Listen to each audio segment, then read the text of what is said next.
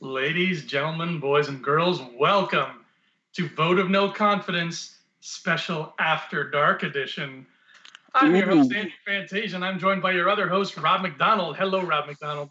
Hello, Andrew. I'm glad to be back here again. I watched some of the episodes of you and Josh of Holding Down the Fort. They were pretty sweet. So, who would have thought that we got all the news that we did over the last few weeks? More director drama, more everything, right? I know there's been a lot of non-Last Jedi news coming out last week, which is interesting because we're getting so much closer.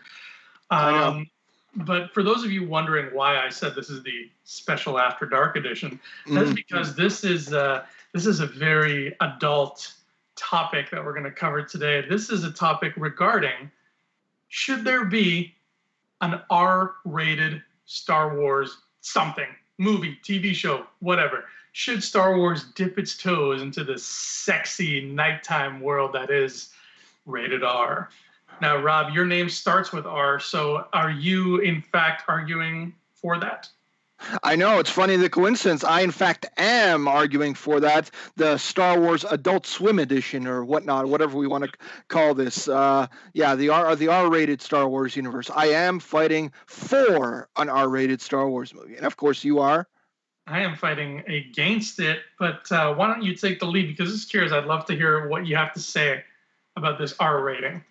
Right. So I think the main way that I have to start off this conversation between us in terms of getting this R-rated Star Wars movie is just the fact out of all the criticism that Star Wars is getting recently, all about, we're not getting risky choices, directing choices are safe. The storytelling ways is very safe. So I'm not saying an R-rated Star Wars movie is needed like right now, like in 2 years or something like that. But in terms of the way, in terms of getting more people invested in this, and especially expanding the universe like they've been wanting to do this whole time, an R-rated Star Wars movie or television show or whatever is a perfect way to do that, because look at superhero movies nowadays. They've started getting an extra life with a movie like Deadpool. Like all of a sudden you just hear that the animated Batman Killing Joke movie was now R-rated and an R-rated cut. The Logan movie got greenlit, which was amazing. So now it's just you got a whole entire area where superhero movies could go and be successful. Number one thing is be successful, because Deadpool was a huge financial success. Logan was a huge financial success. So I think it's time that Star Wars dips its feet into that well and gives you something more adult and more mature for Star Wars audiences. See, I'm a big believer in the fact that there is a very big difference between those two words you just used, adult and mature. I find that a lot of times the best examples of that difference come from comic books of all places, because there's a lot of comic books that say this is a mature comic, this isn't Superman, don't show this to your kids. But when you read it, there's nothing mature about it. It's just a bunch of people swearing and pulling intestines out, and it's just like, okay, this is adult, it's not mature. It's just people using the excuse to be as violent as possible. I have no problem with violence. I have no problem with swearing. I mean, you know me in real life. I stab people and swear all the time. That's the kind of guy I am. I'm huggable like that. I'm still recovering from the shot you gave me in the side before. I still got the wound. And you're welcome, by the way. And we've gone on many a road trip that has ended in blood. But I think that when it comes to film specifically, there's a sweet spot. There's a golden little G spot, if you will. That I think is the perfect target that you as a storyteller want to hit. I think that the biggest mistake one of the biggest mistakes a storyteller can make when they sit down to write anything, be it screenplay, novel, whatever, is to say, I'm going to write a story for grown-ups or I'm going to write a story for children. Either one of those is a mistake. I think that the movies that people remember most are the ones where a person just sat down and said, I'm going to write a story for people. And look at look at the Toy Story movies. Those movies aren't for children. They're not for adults. They're for people. And those are some of the best movies ever made. Look at the Star Wars movies we've gotten so far. Look at Back to the Future. The Star Wars movies that have gotten the most flack, i.e. the prequels, geared more towards children. We had poop jokes. We had little kid characters. And I think that going too far in the other direction is going to be to its detriment as well. There's a great joke that I love from The Simpsons where Maggie wants to watch this Happy Little Elves movie or something like that, and Homer has to take her. And when he gets to the movie theater and he sees the poster for this movie that Maggie wants to watch, the rating on the poster is triple G. It's so babyish that it's triple G rated. That's one of my favorite Simpsons jokes. I think like it's a clear sign that there is a scale, and you want to be as close to the middle of that scale as possible. You're never going to please everybody, but that little G spot is going to give your movie a universal appeal, and it's going to say that this is a human story. It's not a grown-up or a baby story. This is for human beings to enjoy. No, it's a good point. It's a good way of like, overly like, opening yourself up to every audience. But the thing is that like, hitting that G spot every time, like in a way becomes kind of, I find monotonous and sort of like boring because like for example of MCU movies, they're incredibly successful and whatnot, but every one of them seems to have the exact same tone, more or less, right? One's maybe a slight bit more serious than the other one. One's a slight bit more jokey than the other, but like we haven't hit like a further end of the spectrum. Everything's just kind of the same, and in my opinion, it's sort of becoming monotonous, where it's just like every movie seems to be blending into each other. So my thing with this is that I don't want Star Wars to be that. I want Star Wars to hit a spectrum where it's like I'm not saying that we need Han Solo coming in and like flipping off the stormtroopers and then swearing who knows who he is. We don't need that level of it. But if we get a Star Wars movie to come out with an edge, like an R-rated edge that just fits in with the rest of the universe, but also stands on its own. Like that's the thing that was with Deadpool. I don't know about you, but when I saw Deadpool in theaters, I was sitting there and I was looking around and I saw 13-year-olds in there and stuff like that. I'm like, these parents letting them go in and see this. But the thing is that regardless of who let them in there or how they got in, they enjoyed it. And that last Halloween was filled with Deadpool costumes. Like I saw plenty of them. So that just shows that, Star Wars is very much about marketing, right? They want to sell toys, they want to do that type of stuff and market their movies always. And I still find that if they were to take a chance and just go in terms of this slightly R-rated direction, again, I'm not saying that they need to be swearing or who knows what, just a little bit, give me a little bit extra violence maybe, or just find a way to get to that R rating and give me something a little bit more different than what we have been seeing, and it could just expand, like give Star Wars an extra life, an extra way to go, like, hey, I thought I knew what a Star Wars movie was, but this movie shows me that a Star Wars movie can be something different. That can show me that we can do these movies, once every 3 years or 4 years or something like that, and they can be successful, and not both financially, but also in a marketing type of way, in like Deadpool, where it's like all of a sudden kids and everyone just embraces Deadpool as his character now, even though he's been a character for 30 years or however long he's been a character for. It's just now that mainstream audiences are loving the character so much that they embrace him. They embrace him as a major character in pop culture and in comic books in general.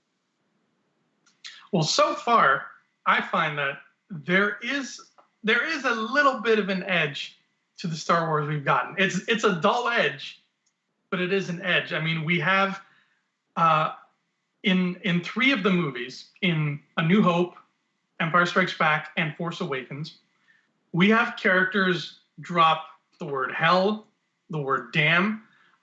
Even some clones in the Clone Wars stuff, they say hell and damn a few times. So I love when that happens. Like I love when you got like Finn saying like, "Hey, that's one hell of a pilot," because it gives it that little bit of a step up where it's just like, okay, remember, this is not a movie for children. This is not a baby's movie. This isn't Triple G. This is a movie for everybody. And some people, their language is a little bit more colorful than others. So having characters in the Star Wars universe like that it's a great way to, again, bring it back into that golden G spot. Like, you got somebody like Finn, who's, he's a soldier. He's, there's the term swear like a sailor. When Phasma's not in the room, him and the stormtroopers, who knows? They probably sit back, they take their masks off, they bust out a Playboy, and they talk about stuff all night long, and they're dropping F-bombs. Han Solo swore a handful of times, and he said his hells and dams and stuff, and he's basically a space trucker. I mean, I would expect nothing less. Even Obi-Wan Kenobi dropped a damn in A New Hope. So it comes out of the appropriate characters at appropriate moments. The edge is present. Obviously, Luke Skywalker was never like, damn it, because it was, he's not that kind of character. Like, you can see his upbringing was a bit more homey, a bit more Norman Rockwell-y. But then again, when Luke is not around and Uncle Owen is talking to Aunt Beru, he says something about there being hell to pay. So the adults in the movie are, dropping these little curses when it's appropriate, and it seems almost realistic that way. He doesn't want to swear in front of Luke. So you get that whole sort of vibe that these are not just movie characters who are adhering to the studio's idea of like a rigid, good role model. These are people acting like how people would act. My only regret is that I feel like, because we know what Carrie is like, I feel like Princess Leia should have dropped some more colorful language at some point, Yeah. Maybe she did in the expanded universe. Maybe she just, was pulling F-bombs left, right, and center. But Star Wars has that little bit of an edge that's realistic enough to make us adults watching think like, oh yeah, of course, Finn would say, damn it. Like, that's Finn. And for all we know, maybe Rey would too. Maybe we just haven't seen Rey get frustrated enough to be like, God damn it, I screwed up. But I think that those little nuggets of edge are just enough for this kind of story. I think they fit it well. Yeah, like it's funny that you mentioned like something like, we're using words like damn and hell and stuff like that. Maybe it's just me. I'm too much of a cusser myself. I just didn't even notice that that was a thing. Like when Finn said that in Force Awakens, I didn't even think that was like any type of like swear word or whatnot. It's just that I guess when you get the moments in like PG-13, they say like in PG-13s, your movies, you're allowed to have one F word, right?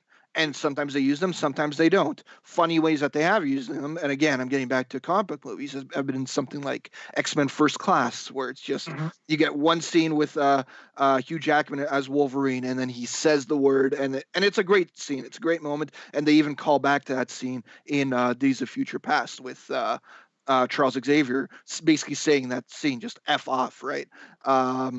Yeah, it's funny that I'm holding myself back here from it. Because I'll leave this as a PG show that we're doing here, regardless if it's our yeah. We'll hold back now. Maybe we'll do like the R-rated director's cut of James's thing, where we just swear off the rails completely after this. But regardless, getting back on topic here, the thing about that is just, in general, to be able to tell that type of stuff, I'm gonna get away from the swearing part of it. I'm just gonna get back to the violence part of it. To get like a truly like more violent movie in the Star Wars universe could be something really cool. Like, yeah, there have been moments of like, Rogue One had some violence and stuff like that. Characters getting killed like all over the place and whatnot. And like one of the main moments, I guess, of true violence was actually within a Star Wars movie was in A New Hope, when poor Walrus Man got his arm cut off, and then you just see his hand lying there on the cantina floor with blood coming out of it. Like, that was just like one shot. Ever since then, I guess they retconned the idea that when lightsabers cut you, they cauterize the wound. But just to go back to that, and like especially like this idea that we're getting this Boba Fett movie or stuff like that, or the Jabba the Hutt movie, just the idea of getting into this gangster type of area just seems to be this perfect time where we could do a little bit more blood, like like again to come up with like bringing back Cad Bane and just having him like straight up kill people, murder people, and whatnot, and then also in a Deadpoolish type of way, have this snappy dialogue in this type of way where people could, like, even kids, like teenagers, could get attracted to this character, where it's just like, hey, this guy's really cool. Like, he's shooting up mother effers in this cantina. He's killed about 30 people, and he's like one lining after every one of them, just in this Deadpool type of way, like where they could get attracted to this character, and mainstream people that have not watched Clone Wars and whatnot could say like, oh my God, Cad Bane is awesome, and now all of a sudden he's gone from a top 100 like Star Wars character in general. There goes my phone. He goes down to like top 20 or top 10 maybe even. Right? Like, people just love this character to that extent, where it's just like, hey, can we get an actual Cad Bane movie now? Can we do a Cad Bane trilogy? Like, I'm not endorsing all this. I'm just saying in that type of way, where like suddenly a character from taking advantage of doing this R-rated movie with violence, with maybe a little bit of swearing, but altogether just embracing this character and making a different Star Wars movie that people can get attracted to, and bring up like a character like Cad Bane from the B list up into the A list of characters. Here's the thing about violence. I've never started. You've been waiting for this one. You want to get to the violence. I believe, I could, correct me if I'm wrong, Revenge of the Sith and Rogue One, are they the only PG-13 movies, or was Force Awakens also PG-13? I'm not sure. If you want to keep talking, I'll find out about Force Awakens. But I would guess that Force Awakens was PG-13 as well. All right. But I will find out.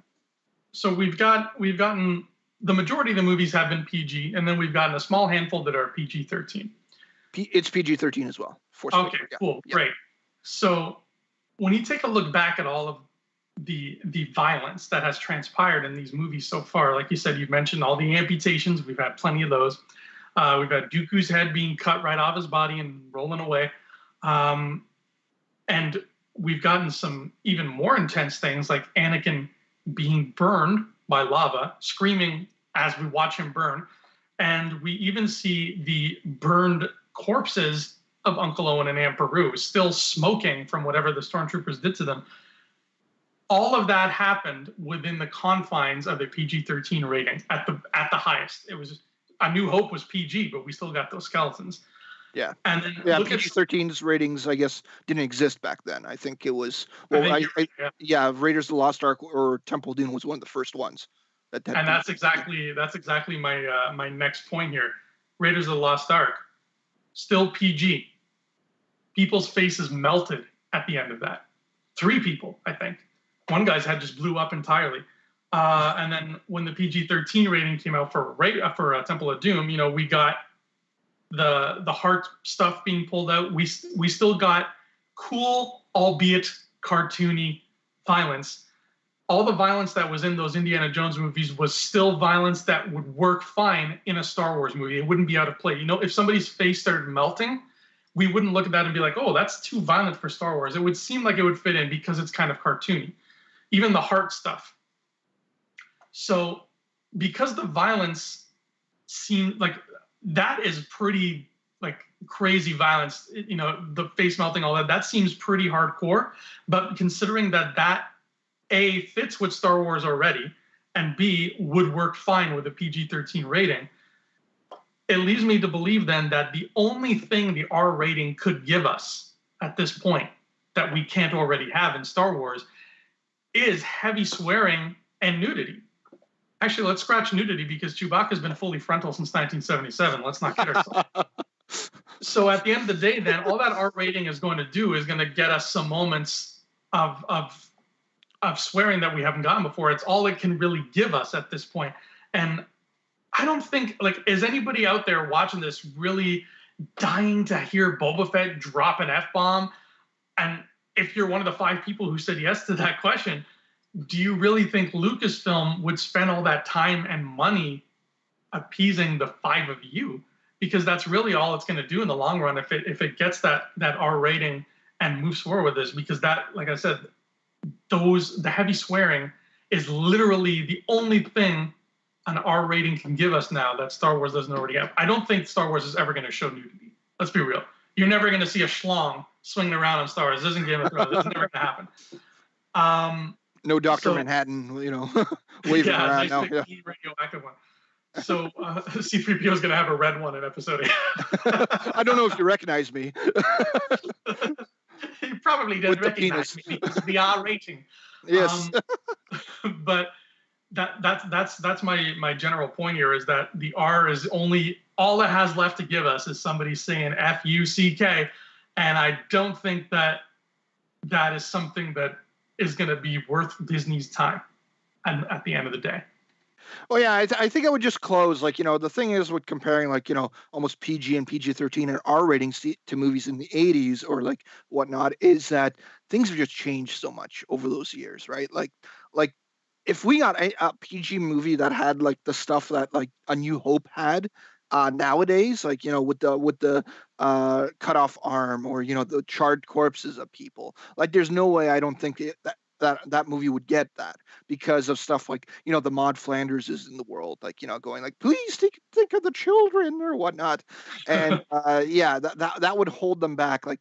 That's what would push it to being a PG-13 or maybe even an R, just because of that. Because a good example is that one of the animated movies, the recent ones, I think it was The Dark Knight Returns Part 2. It was one of the animated movies that they did for DC, and in that one they mentioned specifically that they had two cuts of the movie, and one that they just had to it was one cut at first, but then they just had to literally cut off a tiny little bit to make it be a PG-13, because there's a moment in the movie, spoiler alert if you don't know it, there's a moment where Batman and Joker are fighting, and Joker has a knife, and he just starts going to town and stabbing Batman in the gut. And he's stabbing Batman in the gut, and they said that originally they had 5 stabs in there. And those 5 stabs led to an R rating. They went down to 3 stabs, and that made them be a PG-13 rating. It's just that level of just having, they're not even showing the stabs in the gut, but just the fact that you see him gesturing to stab Batman in the gut and the blood's going. And that was that to the level that they were okay, this is going to be an R rating. Otherwise, we got to cut down 2 stabs to get down to PG-13. And it's just that level. I feel like an animated movie back then in the 80s or something like that, if they had that, it might even be PG.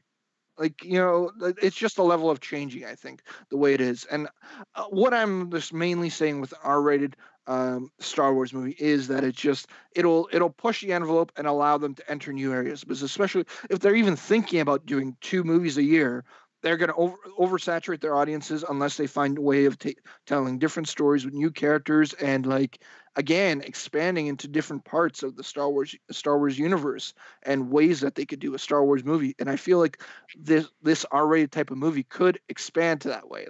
Yeah, it's a good point that we have had violence and stuff like that in Star Wars movies to a pretty high degree, but I just feel like if they try to do something like that nowadays, they would be going towards that R-rated territory. And at that point, just fully embrace it to that point where you could just have somebody with guns just blowing people's heads off or something like that, right?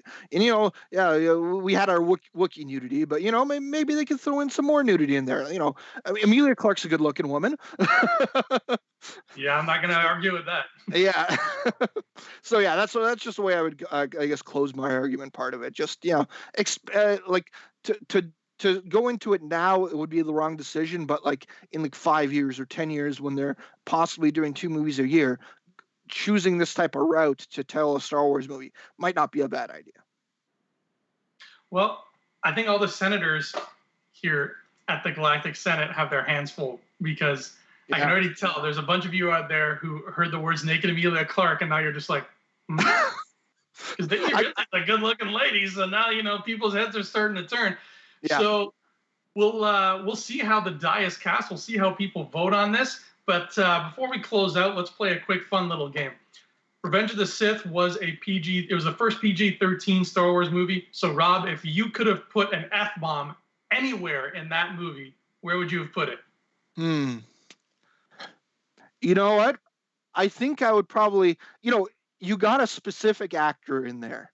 And to have this actor to have this actor not say the F word would be the worst thing. So I think I would do the moment when Anakin cuts off Mace Windu's arm and he goes flying off. For him to just go flying off and go like "fuck" or "fuck you" or something like that. Just I'd like a rant, like, but maybe that's just like the biggest moment that you could put something in there to not do it, because Sam Jackson is one of the few actors I could hear him say the F word like 50 times in a movie. I don't think it ever gets word because he's so good at it. He's so good at saying the word. So I don't know. That would probably be one of my choice, regardless of the fact that would be the character that I would definitely have to do it. Where could be debatable.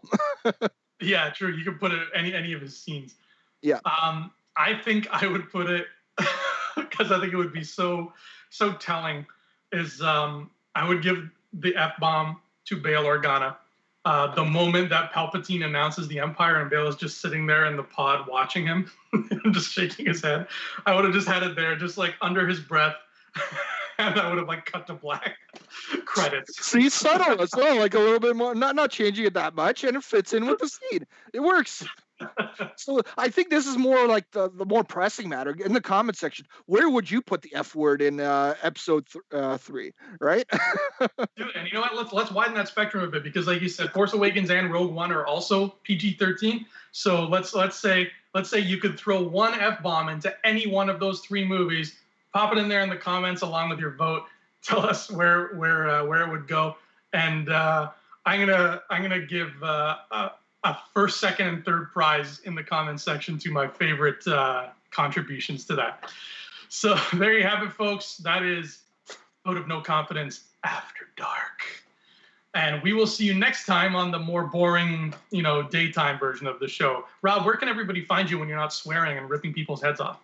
Well, you can find me at Robert E. McDonald on Twitter and Instagram. And also, I've been plugging it recently with the podcast and other ones I've done with James. Download the Stardust app, guys. It's like a cool reaction app that you can get on Apple and Android. It's just basically you do up to 30-second video just reacting to a TV show or a trailer or anything it can be. And you can follow me on there at Rob Mack as well. So, Star Wars is coming. What better way to do a cool little reaction video to the next... When did Mark Hamill say that the next trailer is supposed to be coming? October 9th or something? Yeah. 8th? Okay. Well, yeah. Either way, Monday Night Football, again, it's going to be a milestone for Star Wars movies, I think, for the next little bit. So, yeah, the new trailer comes out. Download the app, react to it. It's really cool. You can find me on Facebook at Andrew Fantasia, or you can catch me at any matinee of a triple G-rated movie at your local theater, crying in the back corner, as I usually do. Other than that, that's all you can find me at, because Twitter really ain't my bag, baby. That's the next Vote of No Confidence, triple G-rated Star Wars movie. That's the one. Triple G-rated, the Kitster story. Yes, exactly. All right, folks. Fantastic.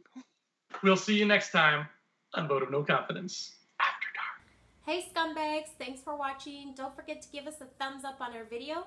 As always, please subscribe to our YouTube channel, Rebel Scum Podcast, for all the latest videos.